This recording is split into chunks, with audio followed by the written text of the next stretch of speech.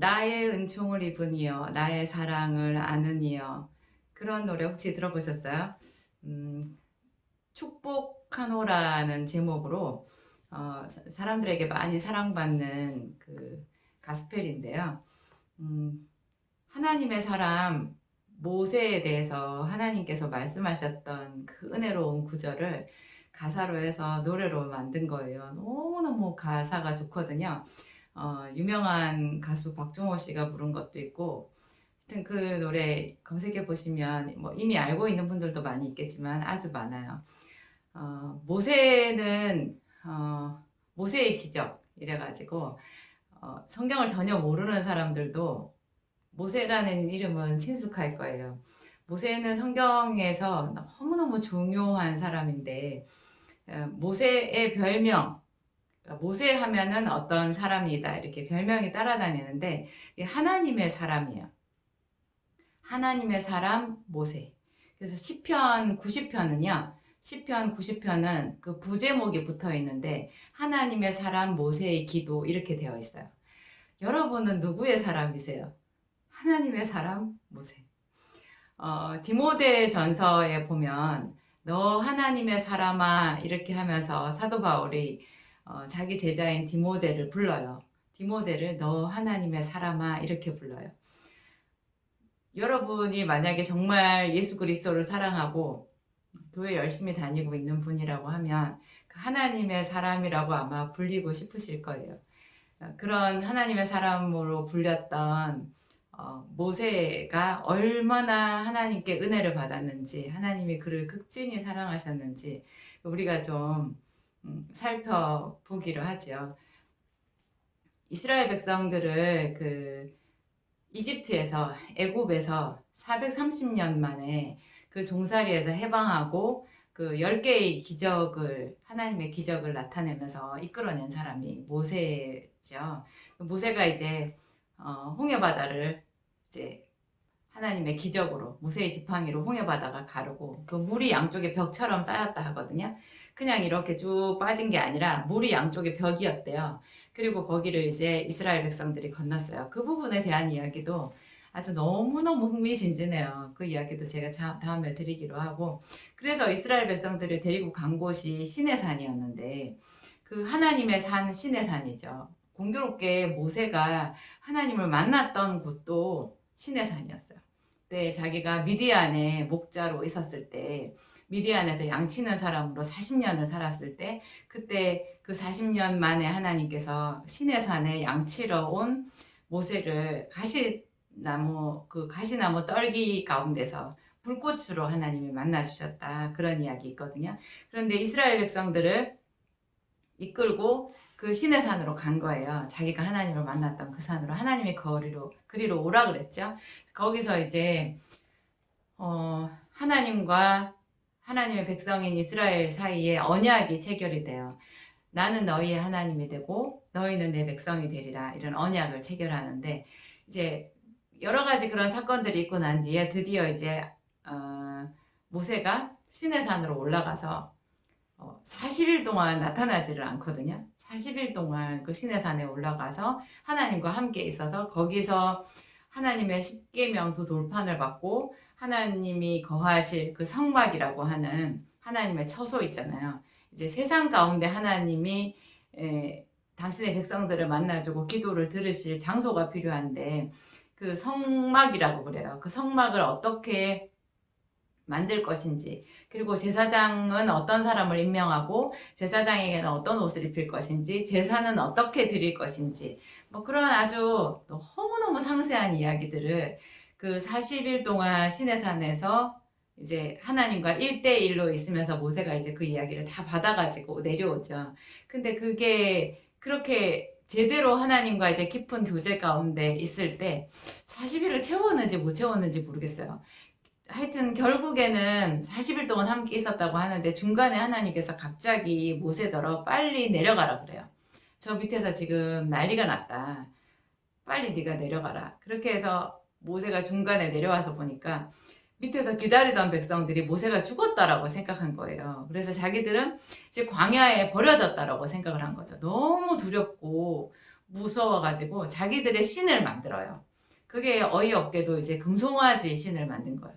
이제 금부치들을 다 모아가지고 자기들이 애굽 땅에서 나올 때 그 애굽 사람들이 예물로 줬던 그 위로금으로 줬던 그런 금이나 보석들이 많이 있었어요. 그 금을 다 모아서 녹여가지고 그걸로 금송아지를 만들어갖고 그 금송아지가 이제 자기들을 이제 애굽 땅에서 인도하여 낸 신이라고 하면서 거기서 축제를 벌이고 있었던 거예요. 그러니까 하나님은 우상을 만드는 것을 너무너무 싫어하시거든요. 우리가 그 이름에다가 하나님이라고 이름을 붙일지라도 하나님은 그것을 당신이라고 생각하지 않으시는 거예요. 그것은 하나님에 대한 반역이고 하나님은 너무너무 진노하시는 거예요. 그래서 모세가 이제 그 가운데 중재에 나섰죠. 그래서 금송아지를 다 부숴버리고 그 이스라엘 백성들과 하나님 사이에 이제 중재에 나서는데 그때 하나님께서 얼마나 진노를 하셨냐면 내가 이 백성을 다 죽여버리겠다. 이렇게 하시고 또 나중에 이제 그걸 죽이지 않겠다라고 이제 모세가 어떻게 이렇게 했더니 그 다음에는 또 하나님께서 하시는 말씀이 너희끼리 가라 그래요. 너희끼리 가나안 땅으로 가라. 내가 그 가나안 땅의 모든 종족들을 다 미리 다 멸해 놓겠다. 그럼 너희가 가서 그 땅을 차지하고 살아라. 그렇지만 나는 그 땅에 가지 않겠다. 너희끼리 살아라. 이렇게 얘기를 하신 거예요. 여러분은 어떻게 생각하세요? 간절한 기도 제목이 있는 사람이요. 하나님께 비슷한 대답을 들었다라고 하면 어떻게 할까요? 내가 너의 기도를 들어주겠다. 너의 소원을 다 들어주겠다. 그렇지만 내가 너와 함께 하지는 않겠다. 너는 그냥 너대로 살아라. 이렇게 얘기하면 어떻게 될까요? 저는 교회에 와서 하나님께 기도했는데 하나님께서 자기 기도에 응답해 주시지 않는다고 시험에 들어서 교회를 떠나는 사람들을 참 많이 봤거든요. 그러면 그 사람들은 그 하나님이 중요한가? 하나님이 들어주시는 기도 응답이 중요한가?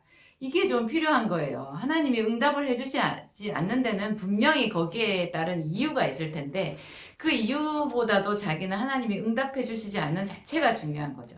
근데 지금 그 상황이 벌어진 거예요. 너희가 그 기름진 땅, 젖과 꿀이 흐르는 가나안 땅으로 내가 너희들을 보내주겠다.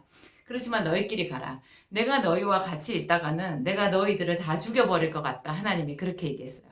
왜냐하면 이 백성들이 너무 하나님이 싫어하시는 반역 행위를 자주자주 하는 거예요. 하나님이 하지 말라고 한 거를 자기들 뜻대로, 자기 마음 가는 대로 해서 사는 거죠.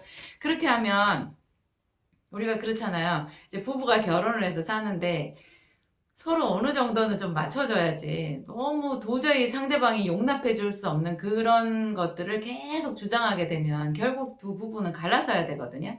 서로에 대한 이해와 용납과 좀 이렇게 물러서 주는 것이 좀 필요해요. 그런데 나는 이런 거는 절대로 안 된다. 서로 둘 다가 절대로 물러설 수 없다. 이렇게 하면 결국 갈라지는 수밖에 없죠.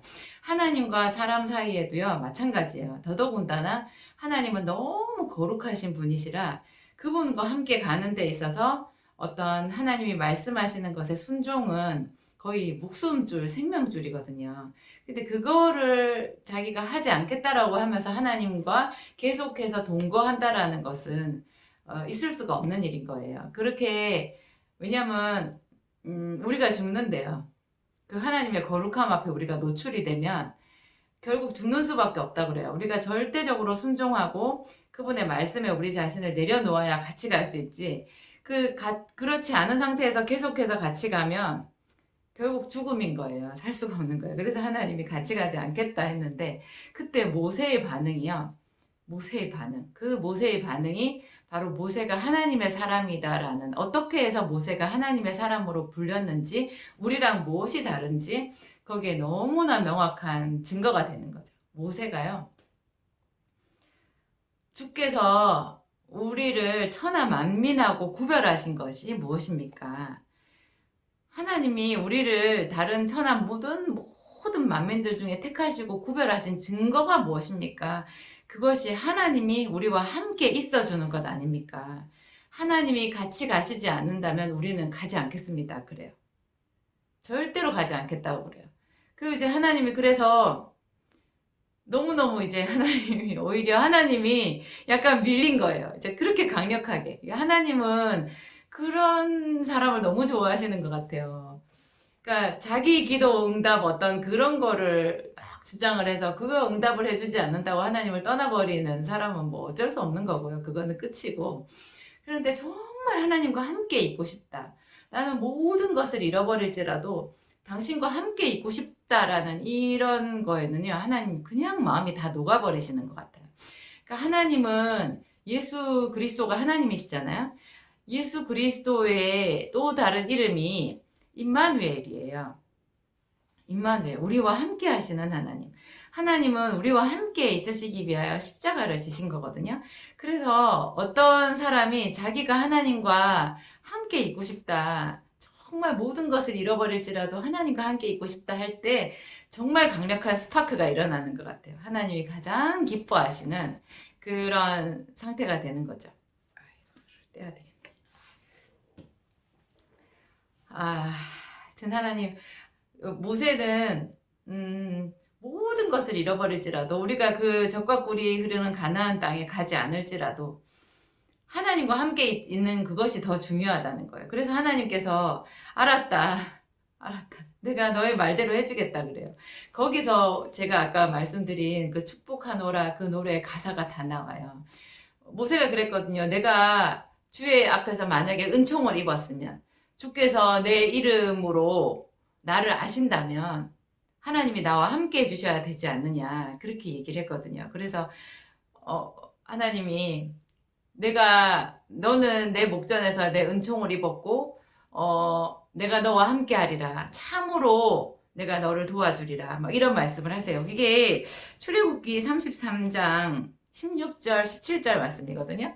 16절에 나와 주의 백성이 주께 은총을 입은 것을 무엇으로 알리이까? 천하 모든 백성 중에서 우리가 은총을 입은 것을 무엇으로 알리이까? 하나님께서 우리와 함께 하시는 것 아닙니까? 그렇게 얘기하니까 너는 내 목전에 은총을 입었고 내가 이름으로도 너를 알미니라. 내가 참으로 너와 함께하리라.